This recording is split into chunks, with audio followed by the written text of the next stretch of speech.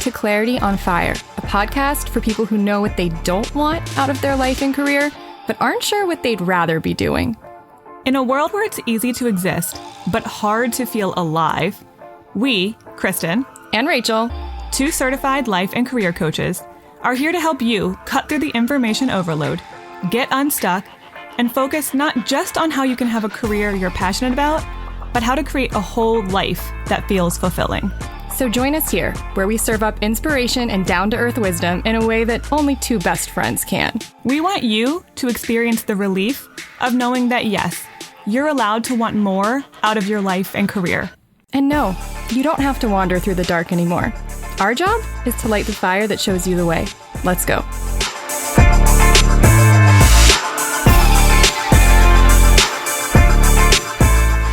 Do you know what I'm tired of? Well, I know you're tired, period, but no, that's like a lot of the time. That's not what this is about. But I don't know what you're tired of. Thinking. Oh, always. Right? Always overthinking. No, just thinking. I'm also tired of. You just want to like shut your brain off. Sometimes you do. That's supposed to be what meditation is, but whether or not it actually stops the thinking is another story. Here's the problem. We don't know I don't think we know how to go from I'm in a reality that I don't enjoy to how do I get to one I do enjoy without thinking. Our brain can't handle that question. It's like, well, I am unhappy. We got to do something about it. Your brain is trying really hard to find a solution. Yeah, your brain thinks it's the problem-solving part of you. Well, it is, but not when it comes to those. Equipped for all problems. Not all problems. Math problems, sure, great. Yeah. Logistical problems, fantastic at that. Right. Like how deeply connected, aligned decisions that make your soul happy. Nah, not good at those. No. But if you don't know how to access that part of you, then all you're going to do is think, and you're going to think yourself into a hole. You're probably going to think yourself into non-action is what you're going to think. Well, that's because I feel like in a hole, that's what you're not doing much into or out of anything, but it doesn't mean it feels right. Exactly.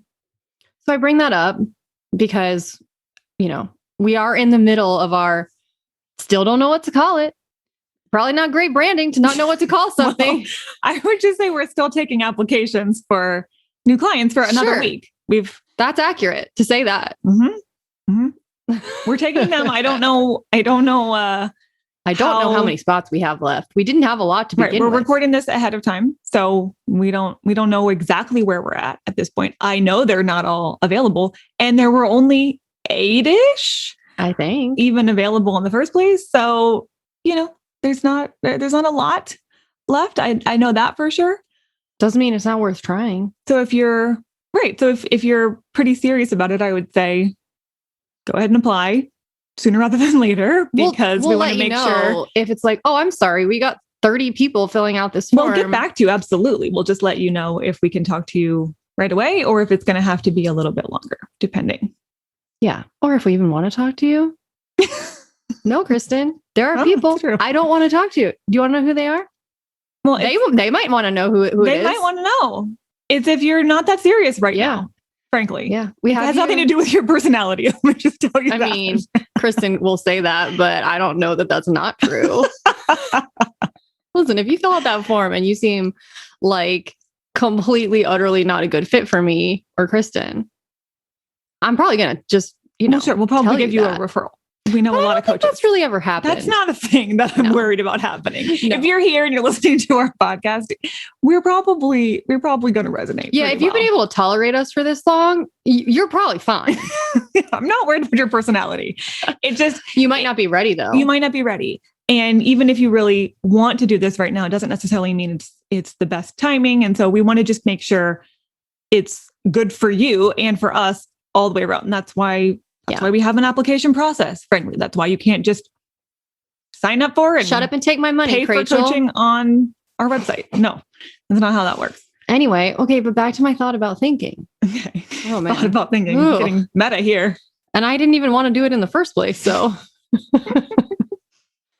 that's why coaching works. It's because you don't have to think. It gets you out of your own brain, first of all. Yeah. You get to be told, here's what to focus on in the right order.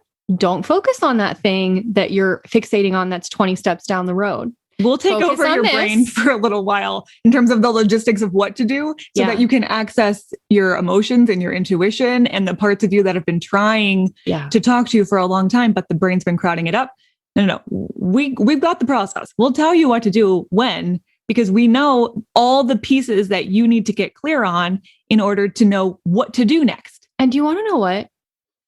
I have recently been reacquainted with how awesome it is in my own life to not have to think.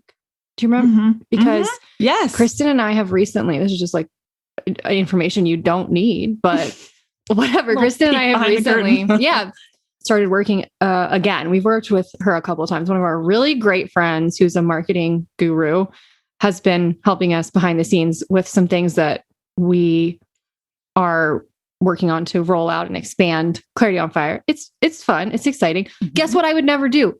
That by myself. No, never. No, she is project managing us. She's telling me what to do without me having to actually think about, is this the right thing to be doing? She's giving us resources and timelines and outlines. I mean, it's incredible. I love when someone tells me what to do and then I can just pour myself into that container. I don't have to worry about, is this even going to be a good use of my time? Because I don't even know if this is going to work. Because I trust that she knows the right steps. And then we can put ourselves into each step. Yeah. So much better. I'm telling you. Getting so much done. We're on the client side right now. It's nice. It's awesome. So nice. Recommend it.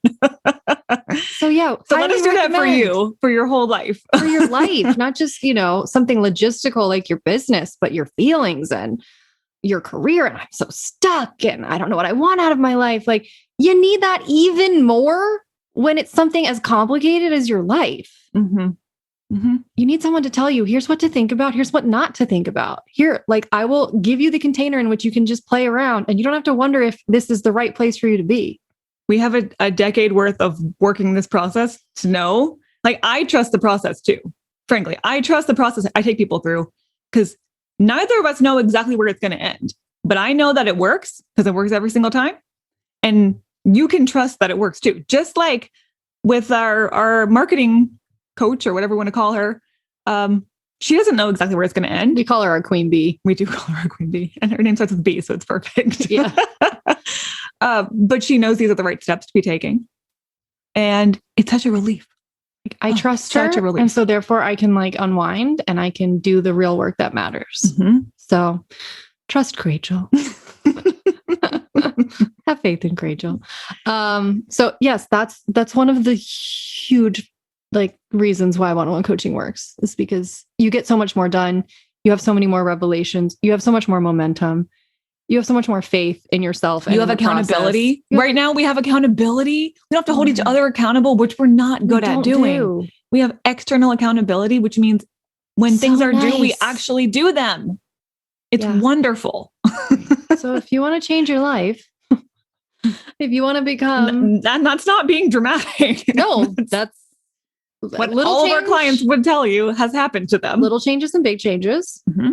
If you want to overhaul your life and have a whole life that you're excited about, that's the process. So we're taking applications for another week. Again, if we already have a lot, you'll probably end up on a wait list, and that's okay. We'll tell you when we can talk to you about it, but we'll have an intro call with you if you're serious about it. And we'll go from there and see, is this a good fit? And we've got 2 options right now. Just as a reminder, we do not usually give you 2 options. Usually it's just, you do 6 months or nothing. We brought back just for this time, the 3-month option, which is, obviously more accessible to some people. And we'll talk about the difference between what, because there is a pretty big difference. Yeah. If we talk to you, we'll kind of share what the difference is.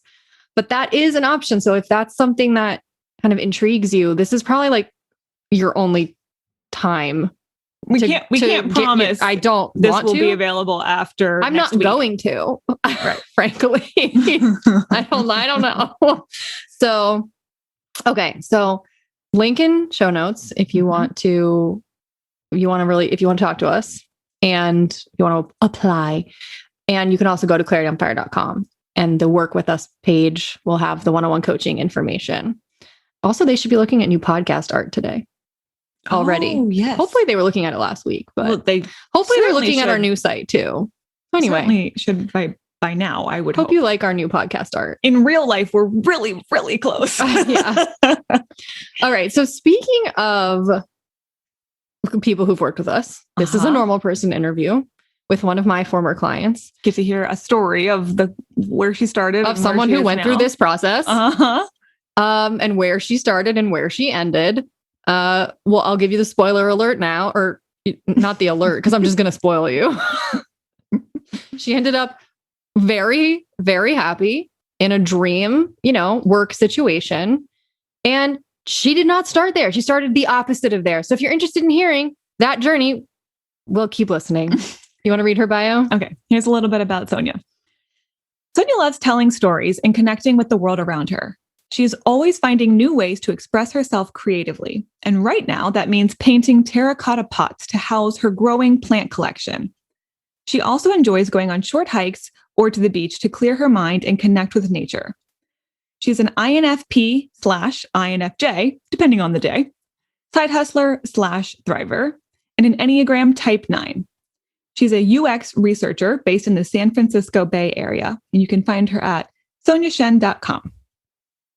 I will link to her if you want to check out her portfolio, because I know there's some people who are interested in UX, and it's not the design side. She's doing like the research side, which is really cool. So for those of you who might be interested, you could check out her portfolio, or maybe even connect with her on LinkedIn or something, have a chat. She might love that.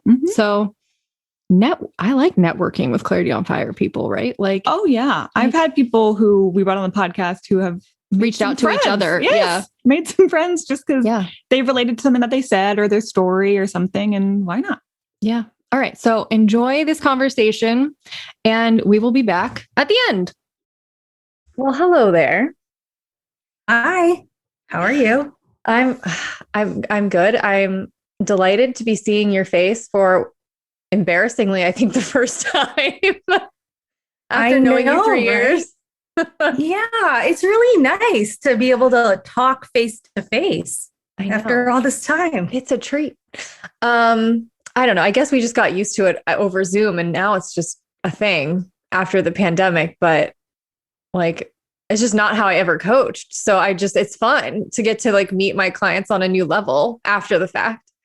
Oh, that's so funny. I think when we coached, we just did it over the phone. We did. And I've switched to Zoom, but I still don't do it on video. I still just do it audio only, but I do it on Zoom so I can record our calls, which I'm sorry that I wasn't doing that when you and I coached. It was a product of the pandemic, because I was like, wait, I should just start doing my calls on Zoom and recording them so that I can share each session with people. And there's a lot of value in going back and re-listening to each session. So sorry, that was a perk that you didn't get access to back then. It's all good. Things have changed so much. Well, in your life, in the world and in your life, yes, which is what we're here to talk about. So you and I were talking before we hit record about where we're picking up on your timeline, because it's always where are we going to like land in someone's life timeline? How far back are we going to go in order to set the scene? And we decided that for you, it's about 4 years. So tell me about the job and the mindset you found yourself in 4 years ago. Sure. So this was back in 2018. And I think it was like specifically May or June 2018. And I just hated my job so much. Like I just felt super burned out, and I just disliked a lot of it. Like the work I didn't like anymore. Just like the company culture, my manager, like everything like that. And then it just felt like really bad. And it's like so weird to think about it now, because I feel like I'm in such a different place, like mentally. I was like, oh yeah, at that time, like every time I went to work, I would have to like get up and like go for walks like all the time. Like I didn't even feel like I could sit there at work. You had coping strategies just to like force yourself to be there. Yeah, basically. I was like, oh my gosh, like that is crazy. Like I physically was like, okay, it's been like an hour. I need to like get up and like go for like a half hour walk outside, which is like crazy to think about that. I'm like, that's a lot of time to like not do work. Oh my gosh. Do you want to give people, you don't have to, we could cut this out, but do you want to give people a little idea of what you were doing? Because I think they'll be curious. Sure. So I was doing marketing research and now I am a UX researcher. And those two fields are like very similar. And I would say even like 4 years ago, I was doing some UX research at the time, but there were like a lot of different factors of why it just didn't work back then. And I think it was like I was doing marketing research and then my manager was like, surprise, guess what? You're all going to be UX researchers. And it didn't feel like a choice. I was just like, what is happening? And there were just like a lot of complications happening with that. And I was learning something new. And I didn't feel like I was getting the support that I needed from my manager to try something new. And it was really difficult at the time. I mean, it would probably be an understatement to say that that job in hindsight did not align with most of your values or your desires as a person. Yes, I would say that is very accurate. So I know this is almost like a fast forward, but I am curious. What do you think some of the biggest misalignments were between you and the job? That is a good question. I would say not knowing what I was supposed to be doing, if that makes sense, and not getting feedback, right? So I think like, okay, I'm pretty good at my job, but if you are saying like, okay, I want you to try something completely new, but I don't know what it is, you're going to have to like figure it out. It's going to be tough. And, you know, we had sessions. I remember like my manager at the time, she's like, okay, this isn't good. And I was like, okay, do you want to share some feedback? Like, how can I improve? And she was like, I don't have time for this. And she actually like hired a whole other person to be my new manager because she didn't have time. Yeah. That's so demoralizing to feel so unsupported. And especially when that's your whole job, lady. You're my manager. You're supposed to help me do my job. You're supposed to help me succeed. You're supposed to answer my questions. You're supposed to guide me and give me feedback and hopefully encourage me and champion me. And I'm just left out to dry, basically, just spinning my wheels. It's just, it's like neglect. And which is kind of a form of, in relationships, it's a form of abuse. Yeah. And it's like so weird to think about my time then because, you know, 4 years have gone by. I've had other jobs since then. And I was like, wow, like at the time, my mindset was so different where I was like, oh my gosh, like I was starting to believe, you know, some of the things she said. I was like, oh, I'm not good at this. Like I can't improve. But like since then, in the 4 years, I was like, I learned everything. Like, guess what? People are teachable. And I could do a lot back then, but it was just, you know, all the puzzle pieces weren't working. And I thought, okay, I guess this is not for me. This probably comes up in every single interview I do, and probably in Kristen too, with a normal person. So for the people listening, I don't know why. It's like even when I'm coaching people and they're like, I love your podcast, I listen to every episode, I still have to convince them of this. It's like, it's so deeply ingrained that it doesn't matter how many times we've heard it, doesn't matter how consistent it is across the board as a human experience, unfortunately, that the longer you are in a toxic situation, the more it will warp your perception of not only the world and what's going on outside of you, but absolutely it will warp your perception of yourself to the point where you will start questioning what's wrong with me that I can't make this work. You know, maybe I'm not teachable. Maybe I'm not very good at what I do. Maybe if I were a better employee, this woman would want to help me. We start internalizing a lot of the toxic, abusive, neglectful, behavior that we receive at work. Side note, Kristen and I did somewhat recently, I can link back to it in the show notes, do an episode about how to tell if you've been in like an abusive career dynamic, because a lot of us have, and we just don't call it that. It's kind of almost taboo to talk about it in those terms when we're talking about jobs, but it's very relevant. And almost all of us have had that experience before, at least once. One of the hallmark signs is starting to take responsibility for the toxicity of the environment and starting to feel bad about yourself as a result of just how long you've been marinating in it. And then, like you said, as soon as you get out and you get some perspective, oh my God, how differently you see it and how much more clearly you see yourself again. Yes. I mean, since I left that position, I've had like 2 or 3 other managers, and they'd be like giving me feedback. I was like, wait, you have time to do this? They're like, yeah, like, I want to help you. It's part of my job. I'm your manager. I'm supposed to help you and give you feedback. And I'd be like, wow, which is ridiculous. In hindsight, it is, but in the moment, it doesn't feel, it feels almost impossible to get your needs met. When you've sort of chronically gone without getting a need met, it starts to feel like it would be wish fulfillment to have my needs met. How could that possibly be? So, all right. So what happened when you decided, okay, I'm done here. I'm quitting this job? I would say it wasn't like one moment in time, like it was building up over a lot of time. And, once I was like unhappy and I knew I wanted to leave, I started interviewing for other jobs.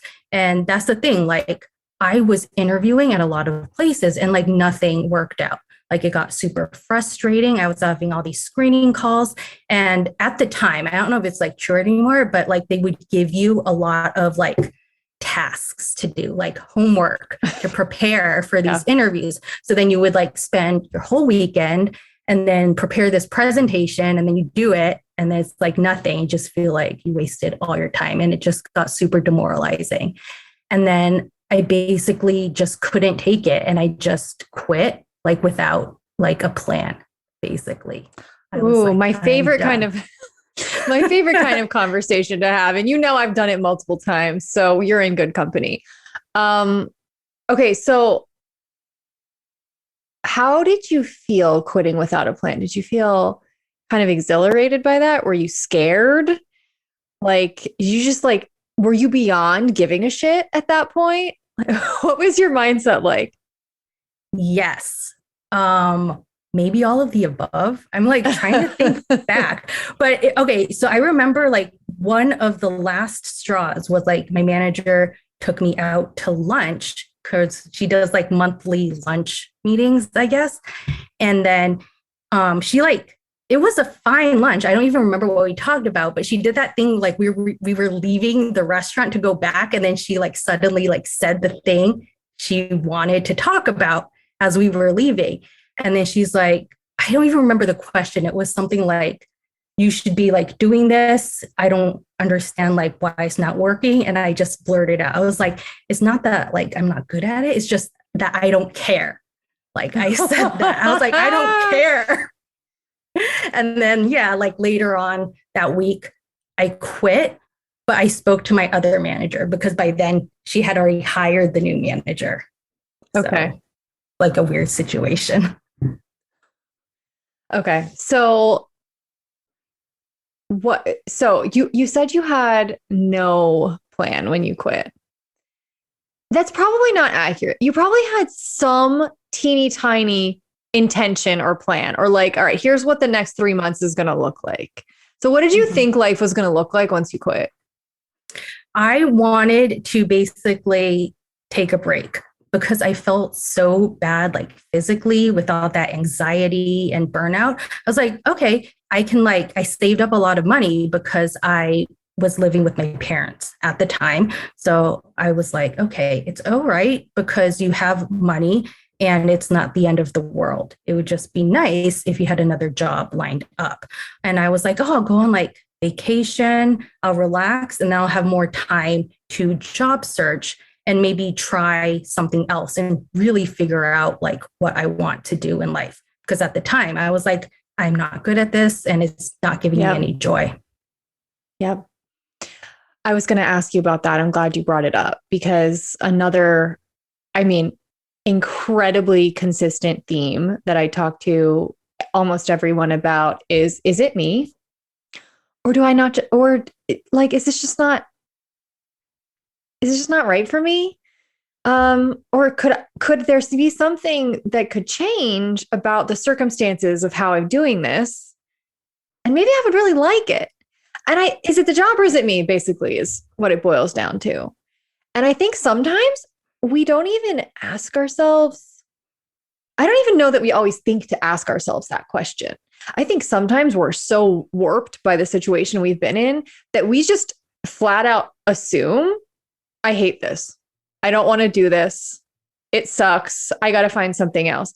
Sometimes it's totally accurate. Sometimes we're actually just so kind of jaded by our experience that we don't even realize that there might be something redeemable about what we've been doing. And I'm guessing you were in that state where you really didn't know one way or the other. And maybe I don't know, how would you describe like where you fell on that spectrum? Yeah, I would say it was really difficult to even think, like just to organize my thoughts. And I felt like because I physically like felt so anxious, like my mind felt so cluttered and it was hard to think clearly. And that was kind of why I was like, oh, I'll just relax and I'll have more time and I can like discover what I want to do. And if I want to go on more interviews, I'll have more time to do all those homework assignments and presentations they're having me do. Yep.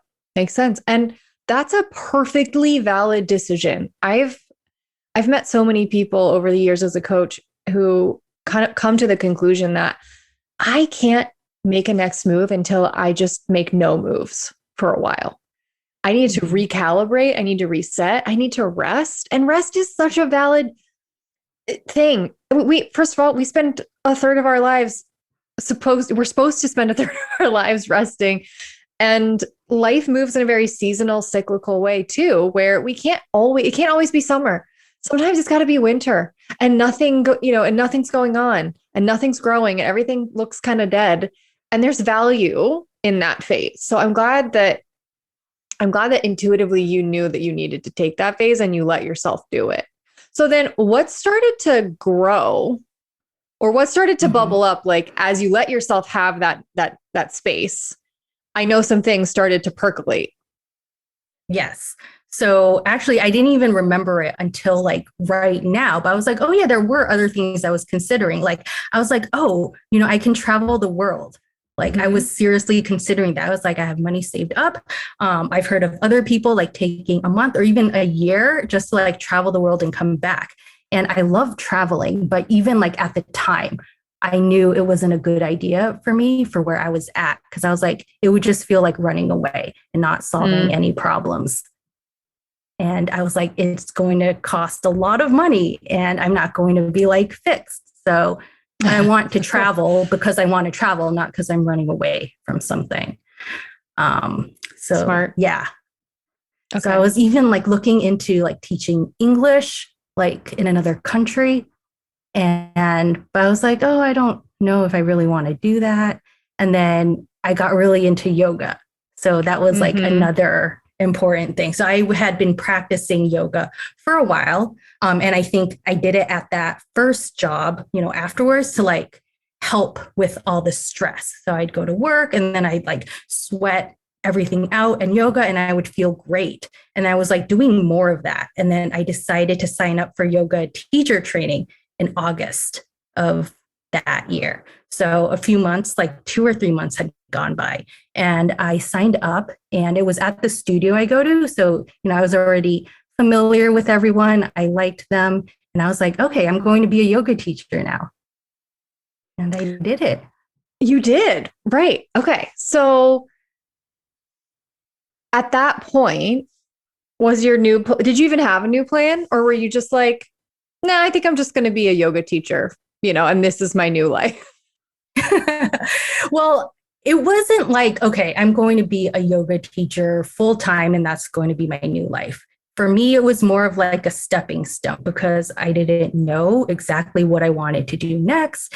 And I just didn't see myself being able to teach yoga full time because that's like really difficult to do that. And I was like, okay, it's something to do. And I can like get skills, I can learn how to teach a group of people, work on public speaking, that kind of thing. So it was just, I wouldn't say like a hobby, but it was like a side job until I figured out what I wanted to do next in terms of like my quote unquote, like full-time career. Yeah. And is that around the time that I met you? Are we getting close to that point on the timeline? Yes. Okay. So this is really interesting because I was trying to remember how exactly I met you, but I was really into trying to become a yoga teacher. So I think I just started following a bunch of yoga podcasts. Yes. And I think somehow I think it's called like the Connected Yoga Teachers podcast. Yeah. I did an episode for them years ago now, like 4 or 5 years ago, like at this point. Yeah. And a couple people found us through them. Yeah. And it just seems so random. I was like, how did I even find that podcast? But I remember you were a guest and I don't even remember what you talked about, but it really resonated with me. And I was like, that sounds cool. I want to try coaching. Maybe because of the tagline, like for those people who like don't know what they want to do in life, but know what they don't want. I was like, that's me. I am going to look into this. Okay. See, yoga, man, it led you to lots of different things. I didn't even realize that yoga kind of led you to coaching. Yeah, it was the thing that led me to Clarity on Fire. It's wild. I didn't really know that. And then, okay, so yoga led you to other things, to other people and other things too, right? Like it kind of opened you up in a lot of ways. Yes. So it wasn't, I was going to say like, it wasn't just a yoga studio, but like I met like a lot of friends through the yoga studio. And it just seems really cool because like, I'm not the type of person that like does like meetups and like goes to like huge group events. Like I'm more of an introvert. I like one-on-one conversation, but I was like going so much and I like naturally got to know everyone. And then, through teaching, I got to know more people as well. And I actually met my future roommate, who was also a teacher at the yoga studio. Yeah. And then you had like and then you kind of had a pandemic buddy for a little bit because you got a new roommate, which was kind of nice. I know, like the timelines are so interesting, but yeah, I started like teaching a lot of yoga and then I'm like trying to think. Okay, so that was like end of 2019 and I started like teaching a lot of yoga. And then I think right at the time that the pandemic hit, which was like March 2020, I was teaching at like 3 different yoga places. And I remember I was like driving to a lot of places and then the pandemic happened and like it shut everything down. And so I had, oh gosh, I even forgot to like mention the other thing, but like I found another job. So I was teaching a lot of yoga and then I found you. And then I think we worked together like January to March of 2020. And then also at that time, I went to this like qualitative researchers conference that I like was not that involved in, but like I applied for a scholarship for young professionals and they're like, cool, you won it. So you can come to the conference for free. And this was in Savannah, Georgia. And I was like, okay, this is cool. Like I'll go to the conference, maybe I'll like network and meet people and I can like find a job. Because by then I was like, oh, I'm going to become a moderator, like, a qualitative researcher who moderates focus groups, that kind of thing. which is related to what I was doing before, but we usually like hired out those specific professionals to do those. But I was like, oh, I can learn this skill and I could do it myself. So that was like my goal. I ended up going to the conference in Savannah, Georgia. And yeah, I met someone at like a networking breakfast or something. He was like, oh, you're looking for a job. I'm from San Francisco. I'm going to connect you with my business partner who is hiring basically. And then that's how I found my next job, my next full-time job in qualitative research. Okay. I'm already, and there's more to the story. So we'll kind of go back and look at it once we kind of have the whole timeline. But you see the breadcrumbs. Like, this is how it works. And every single time I coach someone, I have to like kind of beat it into them. This is how it works. It doesn't work in some like, oh, I woke up and I knew exactly what I wanted to do and where I wanted to go and how I was going to get there. It happens in breadcrumbs, in like inklings and nudges and weird happenstances. And I want a scholarship, so I guess I'll go to this conference. I don't know. We'll see what happens. And then I meet someone at the conference who introduces me to someone, and that's where I end up working. That's how life unfolds. And so I think that sometimes that's a very scary thing to lean into and to trust the unfolding of. But I think a lot of your story shows that one of the things that you got good at, even if you maybe didn't feel good at it all the time, was just going, all right, I don't know what's going to happen, but I'm just going to follow my intuition, and I'm going to go with the way that the universe seems to be guiding me. And I'm just going to find out. Yeah, for sure. Like, it didn't feel like that at the time. No. But in hindsight, I was like, oh yeah, it was exactly like that. But at the time, I don't even remember. It was like, okay, well, yoga is all about being present. I'm just going to focus on yoga and teach all my yoga classes and drive around everywhere. And, I'll go to Savannah, Georgia, which is on the other side of the country, and, pay for airfare out of my own pocket and like hotels, just like not even knowing what's next. But it's like, right. What else am I going to do? Like, I had already decided and done that research. Like, oh, I want to see if I want to be a qualitative researcher / moderator. Mm-hmm. Before we talk about that next job, I want to pause and I want to drill in just a little bit circle back to what we talked about a little bit ago about how you didn't know for sure whether or not you wanted to keep doing what you had been doing, because like you said, I couldn't even think after I got out of that original job, the one you quit in 2018. So, and I know this gets into a lot of what you and I coached around, and you don't have to go into like extreme detail or anything, but what made you decide, okay, I do want to I kind of want to stick around in this general field. I might want to change some things up, but what made you go, okay, I don't want to like throw it all out. I think that there are some redeeming aspects of what I've been doing. Sure. So I think I'm thinking back to like my first job that I ever had, like my first full-time job out of college. And this was like 2007 to 2009. So I fell into like search engine marketing, and then I decided I hated it.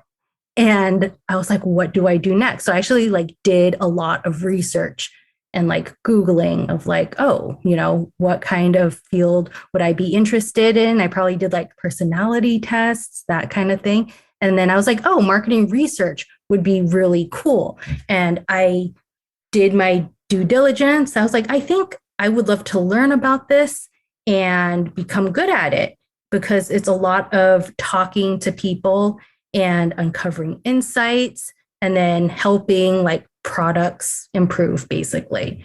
And I actually left that first job, got another job like in that industry, but like on the very outside. Like it was doing like, okay, so back in the day, people wouldn't take online surveys. They would like call in to a phone number. I remember. Yes. it was so old school now that I think about it, but like say you went and like got a burger and they're like, hey, do you want money to tell us what you thought about that burger? Call this phone number. And then they'd call this number and then they would basically take a survey over the phone. So I like programmed that. I recorded my voice and I like, Oh my gosh.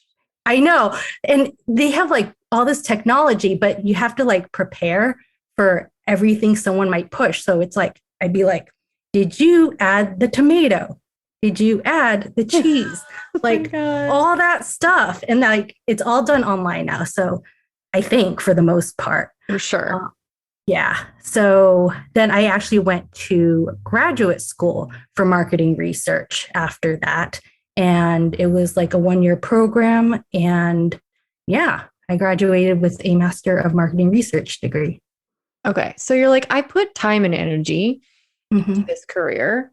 There were aspects of it that I did that aligned with what I'm interested in and what my value system is. Like, you know, it sparked my curiosity, but the way that I was doing it, obviously in that job was not that, you know, that job from you quit in 2018, it was not working for me. And I think in hindsight, it's so much easier to see like so much of what we don't like about something is how we're doing it. It's not always what we're doing. It's the people that are draining the life out of us, or the boss that's neglecting us and not supporting us, or the environment that's not flexible enough and it's not letting us, you know, maybe make our schedule on our own terms, or trusting us to do the work and be able to get it done without anyone needing to breathe down our necks or control how we do our job. So many jobs are much more pleasant when you can do them on your terms with people who actually are great to work with and to work for, which I think is kind of the experience that you've learned over the years. Yeah, it's interesting because like we started our conversation in 2018 because that was like a good starting point for like when everything went bad. But like when I was working from like 2009 in grad school all the way up to like 2016, like I loved marketing research.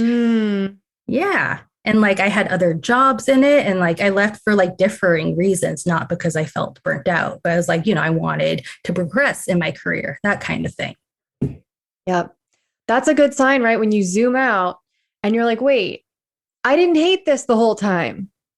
I actually liked this up until a very specific interval where I got burnt out and then started questioning everything, which is what will happen when your brain needs a break. And you might, you know, have gotten kind of anxious, or you might have gotten kind of depressed, and you need to recalibrate because you can't, like you said, I can't see anything clearly now. So, okay. So tell us about the new job, which I think you must have started in 2021 or 2020. Yes. So I guess there were 2 new jobs, new job? Okay. Okay. She's had a lot of jobs. But I guess, yeah, after I went to the conference and like met someone and she connected me, I got connected to someone who does qualitative research. So she runs a qualitative research consultancy, meaning they provide services like focus groups and in-depth interviews and online qualitative research to clients, basically all over, you know, who do a variety of different things. So like on any one day, we could be like doing focus groups for like a beverage company, like, oh, we're thinking about, you know, unveiling this new beverage. We want to understand what people think about it so we can like make any changes if needed. Or something else completely different like tech or financial services. So I got really excited because I was like, okay, this is like a step in the direction that I want to go in. I can learn this new skill. It's kind of related to everything I loved about marketing research before, but it's more like specific. And it's, you know, talking to people versus like hiring someone to do that work for us. Cause now I would be the one on the hired side, if that makes sense. Okay. So what was the experience like at that job compared to the other one? Yeah, I would say I learned a lot, and I was there for like almost 3 years, like maybe 2.5 years. And it felt very different. I guess, like, if you're thinking about it, it felt maybe like a step back, like career wise, in terms of money, but it was like what I wanted to do more. So I was like, okay, well, this is what I want to do. I want to learn it. And I know that it pays less than the job I had before, but there was nothing else that was like no other opportunities. And I was like, it's cool. Like I can learn and then I can grow from there. Okay.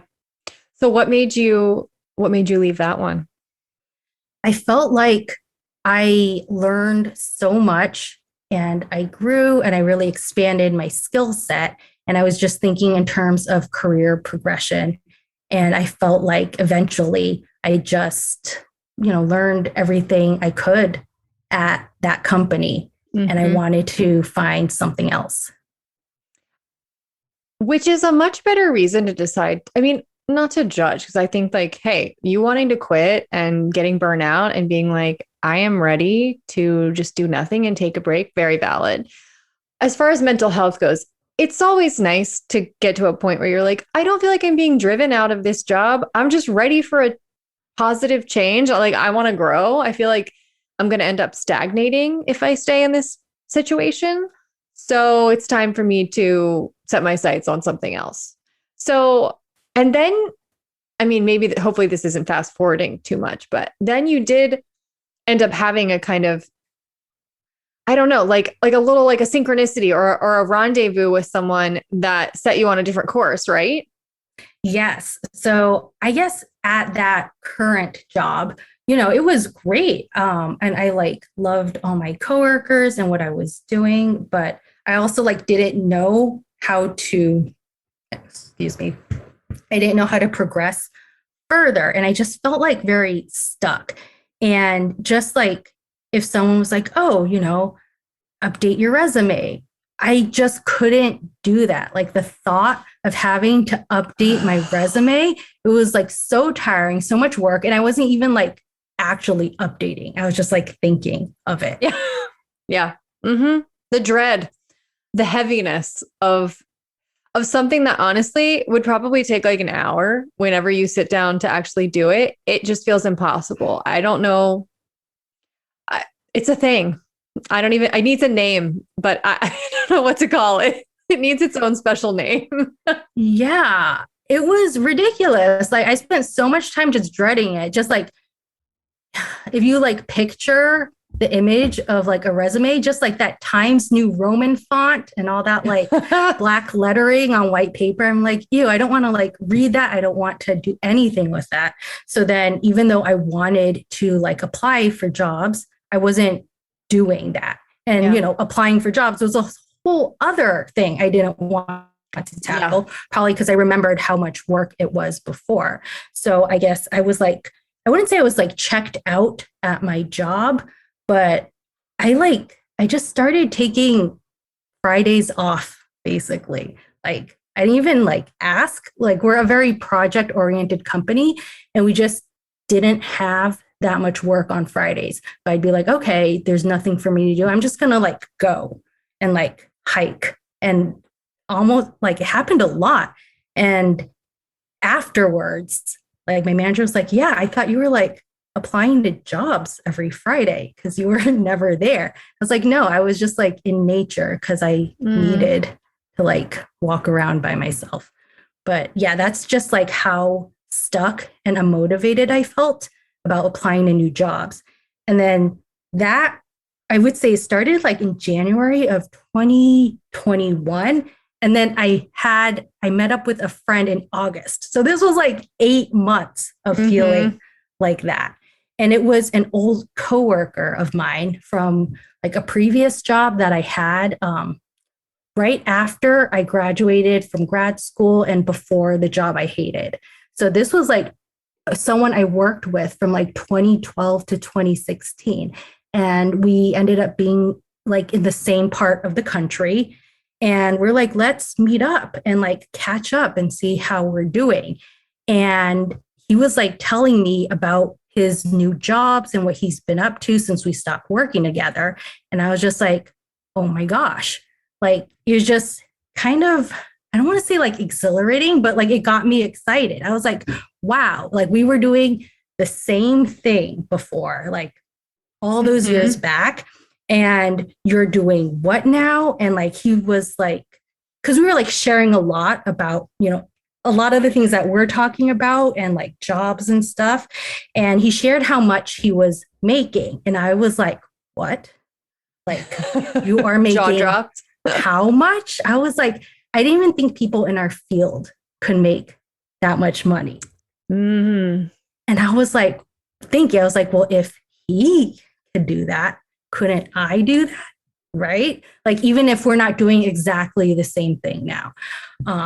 And it was just really nice. Like, he was like, I'm not sharing this, like how much I make to like show off. He's like, I just think we should help each other. Right? He feels like he's in a position that he wants to like give back and help others. And I was like, oh my gosh, yes, like help me.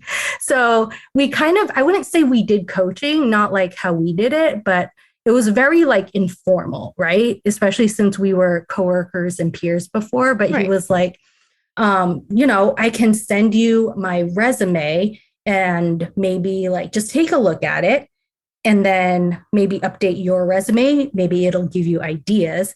And then we can like hop on a call and then, you know, I can help you with job searching, that kind of thing.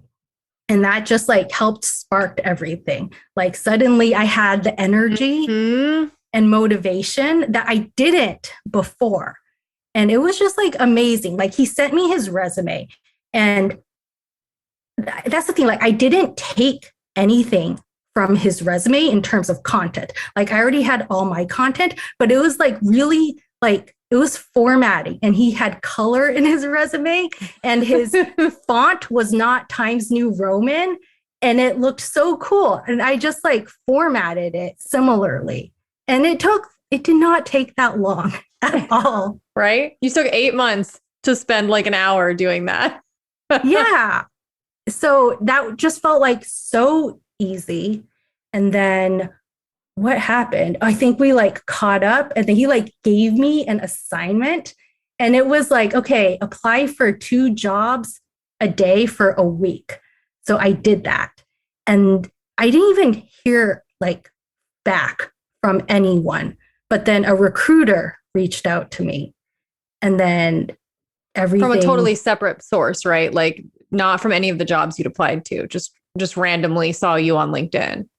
Yeah, basically. And I think it was because I like put myself out there, right? Like it's common in my field now to have an online portfolio, like a website where people can like see your previous work. So I did that over the summer, like very little by little. So I had my online presence and then I had my updated resume and I was like, you know, on LinkedIn saying like available for work or whatever. And then somehow the universe sent the recruiter to me. Mm-hmm. And that's who recruited you for your current job. Yes, my current job. So that is the one I'm at now. And I've been there since October of 2021. And you love it? Yes, it is kind of like a dream job, which is crazy. It's like, I don't even know how to describe it. Like maybe on paper, like back in the day, I'd be like, okay, it would be cool to do this work for this kind of company, but it's too hard to like get hired there. I don't even. It's a well-known brand. Yes, basically. And I was just like, I can't even get like a job I like. How can I get like a job at a dream company? Yeah. Yeah. And it's so interesting because like I think that like, I don't know, the brand, that's like not even a big thing or a big reason of why I like my job, if that makes sense. Mm-hmm. Right. Like, it's not about it's not about the name brand recognition. That's right. That's not the perk. The perk is what?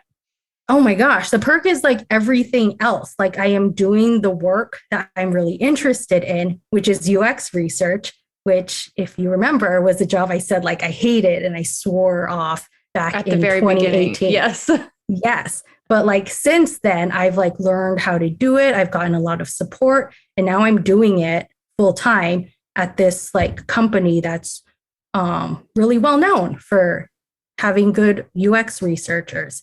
And everyone I work with has been great. And yeah, great managers, great coworkers.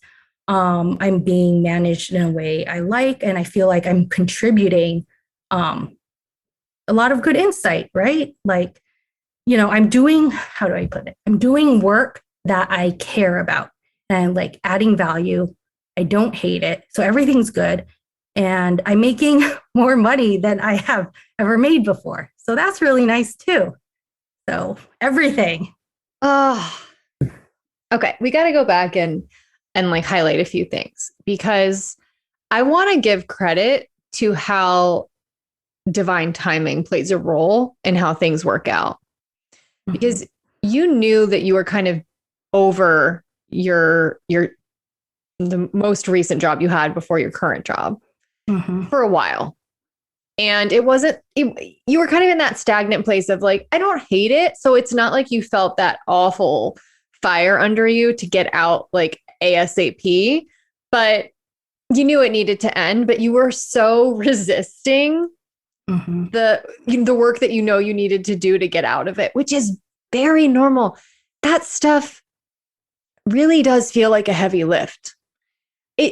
It seems like it should be sort of an easier task because it's like, well, updating a resume is a technical thing. Like it's not like, it's not like an esoteric question. It's not an existential question. It's like, sit down and format a resume.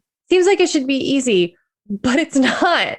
Because I think there's a lot of unconscious pressure and thought that can go into that. Like, if you do it wrong, maybe you'll screw yourself over and you won't be able to get the right job, right? Like, it's a lot of the uncertainty of, I don't know how to do this. I don't know if this is going to matter. I think there's also sometimes some upper limit problems that come into job searching.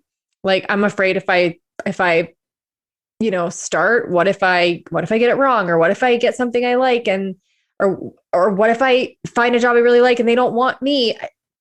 A lot of unconscious crap that I think adds to the resistance of why we dig our heels in when we know we need to change. And so you just sat on that for like 8 months and it was fine because what ultimately ended up happening was that someone you very organically at the right time rendezvoused with someone who just came in and very, kindly offered to help you with all of that, kind of out of nowhere, offered to help you with all of this and made it easy. All of a sudden, this thing that had seemed so difficult to do, now that you had a little bit more support and a little bit more guidance and a little bit more clarity, all of a sudden, okay, this was not that hard now. And you did it. And again, even if you had updated that resume and your LinkedIn profile or whatever, like 8 months earlier, would you have gotten this job that you have now? Or would you have ended up in a job that maybe you wouldn't have been as happy in? Or maybe you would have just spent that whole time getting more and more and more frustrated that no one would hire you until you landed in this job, right? Like, we don't know. But that job was ready for you almost as soon as you got ready for it, which I love. Yeah, it's like amazing to think about right now that it all worked out. But I totally agree with you. Like, it wasn't meant to happen like at a different time. And I would say something that I've thought about was like, I've become a lot chiller over time.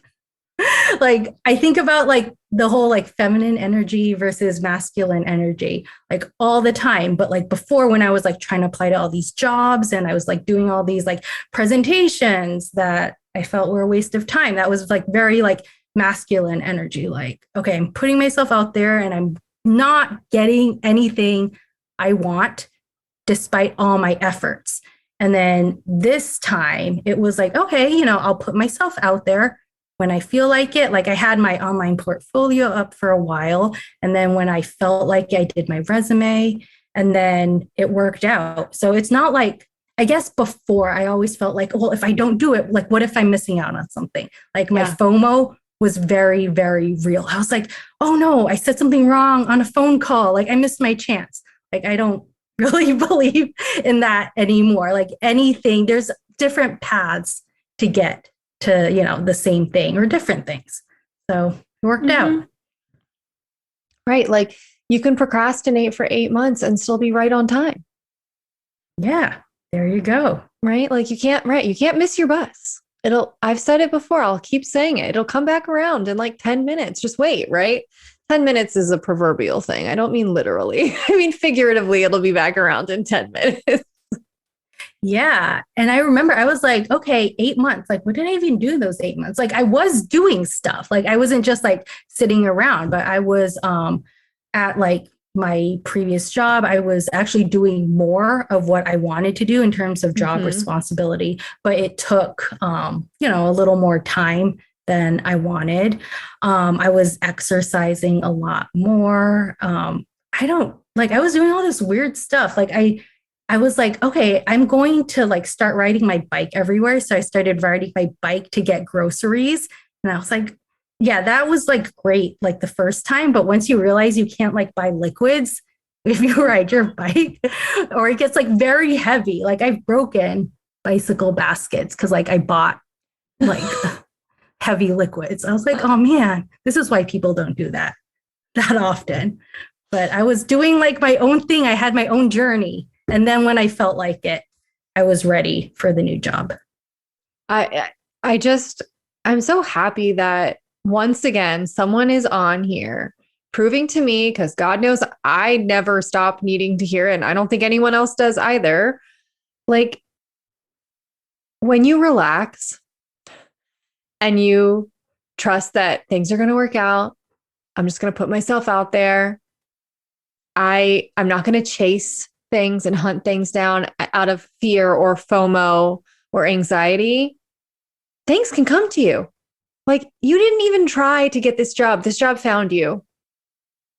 Yes. And one other thing that I thought about was like, yeah, after the recruiter reached out to me, like I talked to her briefly and then she connected me with like the person at the company. And I had an initial conversation with her. And then they're like, okay, the next step, if you proceed, is like a panel interview, right? With like 3 people. And then they want you to prepare a presentation and it's going to be like 45 minutes.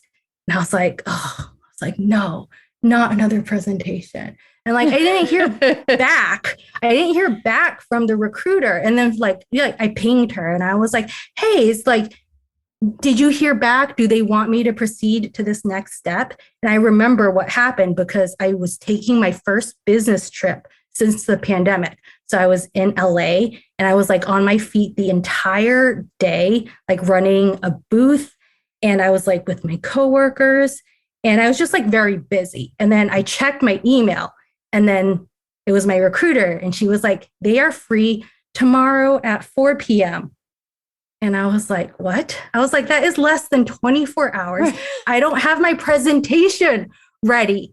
And then I was like, you know what? I am not going to like stress about this. I was like, I didn't think about it like a test, but I was like, you know what? It's fine because I had done all the work, like the work being my previous work experience and just like experience with jobs and like my online portfolio. I was like, they don't want me spending a weekend on this, obviously, because they gave me 24 hours notice. Yeah.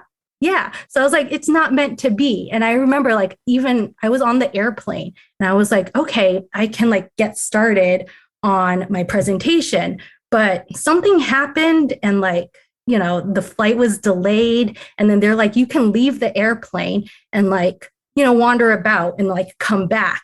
And like, I did that to like use the restroom and then they wouldn't let me back on the plane because they're like, you know, they have rules. They're like, well, we told everyone you can't get back on the plane until like 10 minutes or like, this certain time. So I was like separated from my computer. And I was like, the universe doesn't want me working on my presentation. And I was like, I'm going to take that advice. And I was tired. Like I was so tired from that like full day of work. So I just like slept on the plane ride back, and I didn't even work on it when I got home. I just went to sleep, and I spent like an hour on it in the morning. And then this is another interesting thing. I had like 2 doctor's appointments that day. So like my time was already like, I had a physical therapy appointment, and then I had like a therapy session, and I was like, I could cancel, right, if I really wanted to, but I was like looking forward to it. Like I was like, it was hard to make those appointments. I want to like talk and feel better, and it could like chill me out before my presentation. So that's what I did.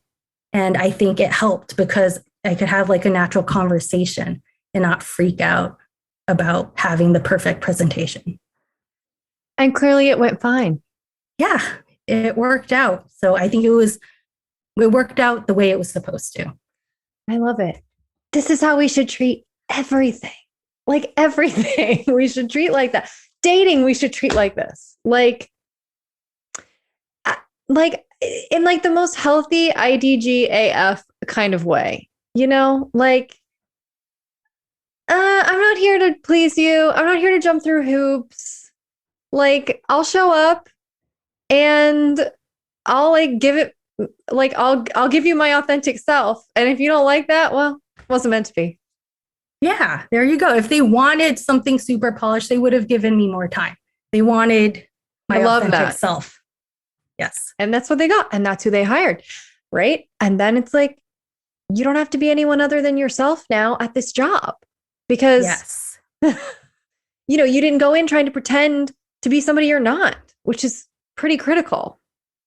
Yeah. I'm like so much better with boundaries, but that's like a whole other thing. But yeah. Okay. Well, we can have a separate conversation about that, I'm sure. Yes. There's one other thing you said in the update email you sent me a few months ago when I asked you I read your email and I was like, well, we have to talk about this on the podcast now. It goes back to what you said about yoga. Mm-hmm. And like, yoga was this kernel of curiosity that you followed, like this nugget that you followed when you were burnout. Like you'd quit this job. You were like, okay, well, I don't know exactly what's next, but I do know that I'm interested in yoga. Mm-hmm. And I'm going to get into yoga teacher training. And you said, yoga, I'm going to quote you if you don't mind. You said, teaching yoga pulled me out of that phase when I wasn't working and led me to my current job, like in this roundabout kind of way. I mean, yoga was how you discovered was me, which was so cool. And then we worked together on, finding you your next thing. And then it also led you to your roommate and to your apartment, and, to then feeling stagnant again and finding a new job and then getting a dream job. I mean, it's so cool to zoom out and see how a lot of these threads get interwoven.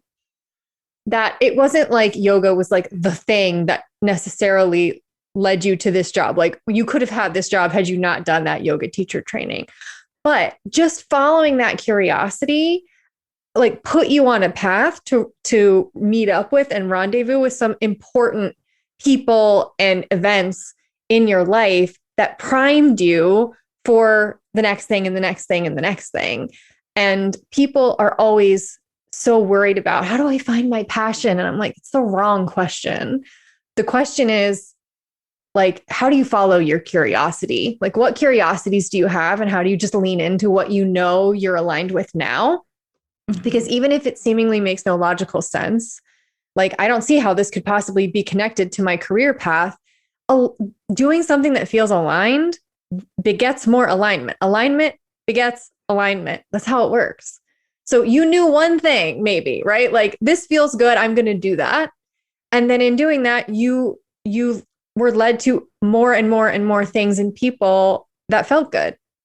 And here you are. I am so glad you brought that up again after we were talking about it and then we went down this whole other conversation path. But yeah, I was I loved yoga. I was doing it. I was like teaching at all these places. I met my future roommate, and then like the pandemic happened, and suddenly I was like not doing yoga anymore. Like I wasn't teaching anymore. Like 2 out of my 3 yoga jobs just like shut off completely. And then, you know, a lot of people during the pandemic, like I was still practicing yoga, but it was over Zoom. And I just fell out of love with it after a while because the current job, or like the job I had at the time, it was all done remotely. And I was spending so much time on Zoom, and I just couldn't do it anymore. And it just felt like it wasn't like a big dramatic thing. I was just like, I am not feeling it anymore. Yeah. But it was like one of my favorite things about the story, because during the pandemic, then I met my roommate, and then we decided to move out, and that helped me further the path. Get out of your parents' place. Get out of my parents' place. Oh my gosh. And like, it was just like that different perspective, right? Like change your physical place, change your mental state. And it, I think, definitely helped me eventually, you know, update my resume and like hang out with someone I hadn't seen in a long time. So even though like it started with yoga, I guess, or like after I quit my job in 2018, it's still so important, even though I don't do any of that anymore. Right? It's wild that like it served its purpose. And that's great. And you may very well get back into yoga at some point in the future. Who knows? Oh my gosh. Okay. I know we're almost out of time, but I have to like tell you this one last thing. Yes, please. So I guess, you know, I hadn't done yoga in a while, and I started doing indoor rock climbing, and I was going to this one place, and then I decided I didn't like it anymore. So I was going to try this new place in downtown, and I made that decision in December, and then I didn't do anything until now, which is, I guess, a common theme for me. But I was like, finally, I have enough energy. I'm going to go downtown. And it's hard for me to go downtown because it's like, I'm not familiar with it. Traffic is weird. I don't know where to park. There's no parking lot. Yeah. So I get there, and there's like a street festival. And I was like, what is happening? Like, I can't even park where I want to. I have to park in this like random lot. And I remember telling myself, I was like, chill out. Like maybe something cool will happen. So I parked like underneath the freeway, and I walked through like the street fair. And then I saw my old yoga teacher coworker who was performing. He's a musician. He just like happened to be there performing at the moment I walked by. And I had no idea he'd be there or that there'd be a street fair. And I was like, oh my gosh, this is cool. So I listened for a song. I go rock climbing, and I was like, maybe he'll still be there when I like leave. And he was, but he was like done. And then we like caught up, and he was like, yeah, we're close to finding a new yoga space now because the pandemic shut everything down. And I was like, oh my gosh, maybe this is a sign. Maybe I'll like get back into yoga after not doing it for so long. Again, another one of those little like divine rendezvous that you can't orchestrate. It just happens. I love it. Go. Great story. Okay. Well, I thank you for sharing, you know, the last 4 years and then some of your life journey with us. It just so exemplifies like, this is what a life journey and a career journey actually looks like, is that when you zoom out and you look at it in hindsight, you can really see, oh, wow, there was a lot of divine timing in that. And there was a lot of like really cool things that were happening that I didn't realize were cool at the time. But I realize now, wow, there was so much synchronicity in that. And I was clearly like right on time, and I was being guided, and I didn't even know it. And in the moment, it doesn't feel like that at all. It usually feels like chaos or confusion or like stagnation or like, what the fuck is happening? And that's okay. That's normal. It's cool for it to feel like that. I think it's a relief to know that at some point you'll be able to look back and you'll be able to actually connect the dots and be able to explain to yourself how you got here. And the more you can relax around it and trust, all right, there's got to be some kind of unfolding happening here, even if I can't see it, the easier your journey will be. So thank you for being an example of that for us. Yeah, thank you. This was fun. It was like not something like I usually talk about, you know, because you're just like living your life And then now it's like, oh, I took the time to reflect, Yeah. on what happened on the past 4 years. Like stuff happened. That's crazy. A lot happened. Yeah. So if you'd like to, you can share with people where they can find you or connect with you. If they, if they're like, hey, I would love to tell, I'd love to tell Sonya how I felt about this episode, or maybe she could mentor me for a hot second about something, because I'm also interested in UX research or whatever. So where can people connect with you if they want to? Sure. You can find me online at sonyashen.com. So that's my name, SONYASHEN.com. And yeah, it has my online portfolio. And if you want to connect about UX research or anything, you can find me there. Thank you. I have a feeling we've had a couple people, I've had a couple clients here and there interested in UX, more the design sides. Actually, I think there are people who might be interested in like, oh, there's other aspects of that I could do. Yes, apparently, which is fun to know. Yeah, it's really, I remember like last year or the year before, I think Kristen said she was like interested in UX design for like for one episode. And Yeah, she did get into it for a little while. And I was actually really interesting and helpful for our business that she got into that for like a hot second. She's another one who's followed a lot of different curiosities, but that's another episode too. So, okay. Thank you for giving so much time to us and for sharing your update. And I'm really looking forward to hearing like, in another 3 or 4 years, like where you've gotten to from here to there. Because I have a feeling it will also be surprising and delightful in a lot of ways. Absolutely. Like every time I listen to one of your podcast episodes, I always like hear something. I'm like, oh my God, that's so useful. And I'm like, I'm going to email Rachel. And like, I never do until that last email. But yeah, it'll probably be like 3 or 4 years from now. You got a pattern. You're like, oh yeah, I should do that. And then you don't do it for a long time. And then you do it full out when you do it. You're like, okay, and now I'm going to actually properly do it. And just do it. Yes. Yeah, it's like percolating inside. It's a valid strategy. All right. Well, thank you guys. Let us, leave a comment if you want to share how Sonya's episode resonated with you. And thanks, Sonya. I'll talk to you soon. Yeah, thank you. Bye. Okay. As a reminder, you have 1 more week to submit an application to say, yes, I would like to talk to you about doing some coaching. I'm seriously interested in you helping overhaul my entire life. I would like to wake up in a few months and feel like, wait, I'm happy. Wait, how did that happen? Mm-hmm. Okay, great. We can Sounds do good. that, We can but do you that. got to work with us. I mean, you can't do it through osmosis. No.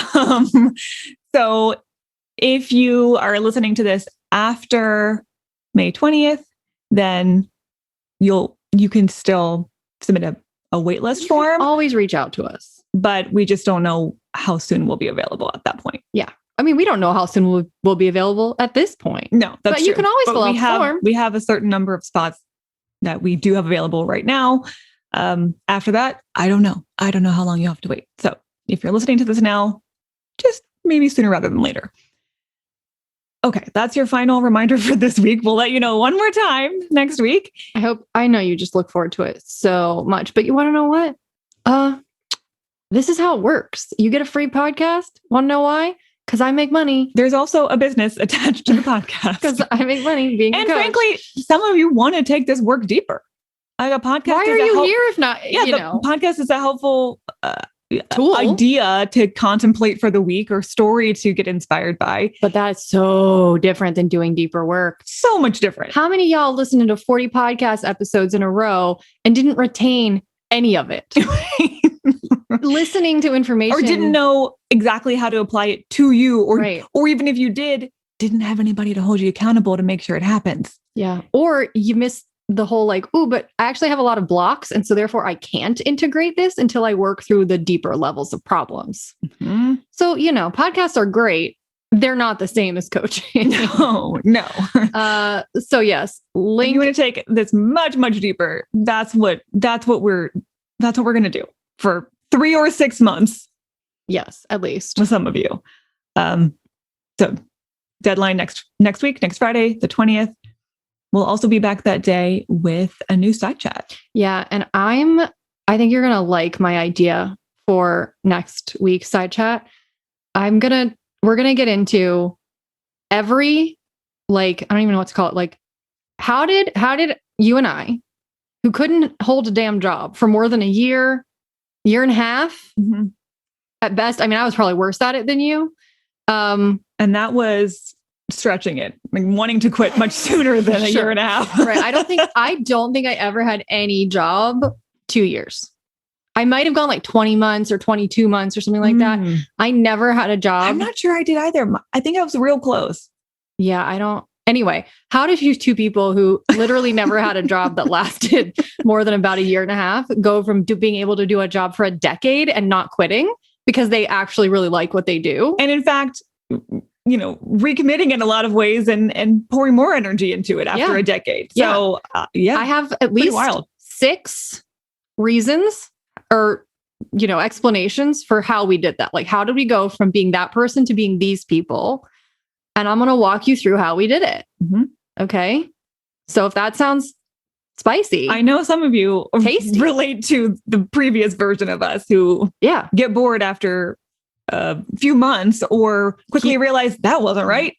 Keep chasing the next thing and the next thing and just want happiness and fulfillment. Break that pattern. Yep. Well, I'm going to tell you. Okay. We'll see you then. Bye.